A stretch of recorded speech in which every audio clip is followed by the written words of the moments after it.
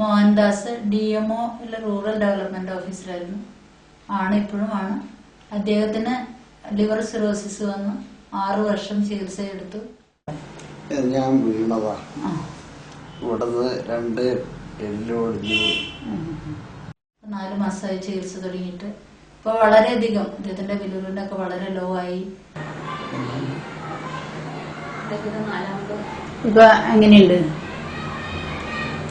എന്ത് തോന്നണേ? ഇതേപോലെ തന്നെ ഇതിപ്പോ ഇത്രയും ഇതായിട്ട് കാണുന്ന പോലെ തന്നെയാണ് മനസ്സിന്റെ ശരീരത്തിന്റെ രോഗം മാറിയേക്കണം. വേദനയൊക്കെ മാറിയോ?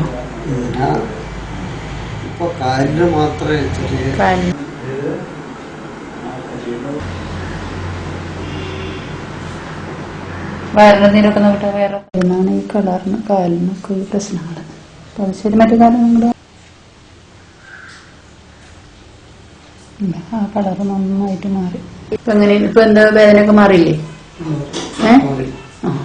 ഒന്ന് ചിരിച്ചു, ഒന്ന് സന്തോഷത്തോട് കൂടിയിട്ട് ഇത്രയും ദൈവം തന്ന അനുഗ്രഹത്തിനോർത്തിട്ട് ഒന്ന് ചിരിക്കുകയും